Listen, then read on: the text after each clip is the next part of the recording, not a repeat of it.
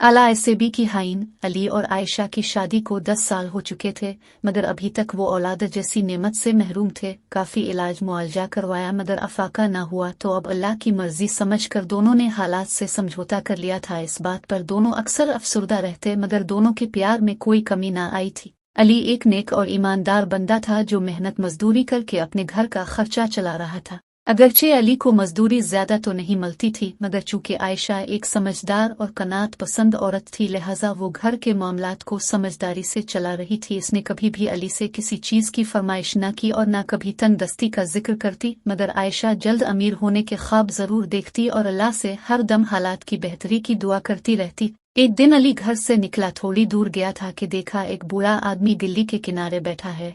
बूढ़े आदमी ने अली को देखकर पानी मांगा तो अली ने दुकान से गिलास में पानी भरकर इस बूढ़े को पिला दिया। बूढ़े आदमी ने पानी पीने के बाद अली का शुक्रिया अदा किया और अली को ढेरों दुआएं दे। चंद दिन बाद जब अली काम से वापस घर आ रहा था तो रास्ते में इसे एक बैग मिला। पहले तो वो इसको नजरअंदाज करके आगे बढ़ने लगा, मगर फिर फौरन सोचा कि अब ये इसकी जिम्मेदारी है कि मालिक तलाश करे। ये सोचकर अली ने पहले तो आदेर अलिफादेर देखा, जब कोई नजर न आया तो बैग अलिफाटे कर घर आ गया। आयशा ने अली के हाथ में पकड़े बैग को सवालिया अंदाज में देखा तो अली ने सारी बात बता दी। आयशा ने फौरन अली के हाथ से बैग पकड़ा और इसे खोल दिया। अंदर नए और पुराने नोट ही नोट थे। आयशा इतने नोट देखकर घबरा गई और जल्दी से बैग बंद करके आदेर अलिफादेर देखने लगी कि कहीं कोई देख तो नहीं रहा। आयशा तजस्सुस और खुशी के मिले जले तासुरात के साथ अली का चेहरा तकने लगी, जैसे पूछ रही हो कि अब क्या करना है। अली इसकी दिली कैफियत समझ गया और फौरन बोला कि हमें मालिक को तलाश करके ये बैग इस तक पहुंचाना है, क्योंकि हमारा दीन अमानत में खियानत को पसंद नहीं करता और दूसरे के माल पर नजर रखना भी एक नापसंदीदा फेल है।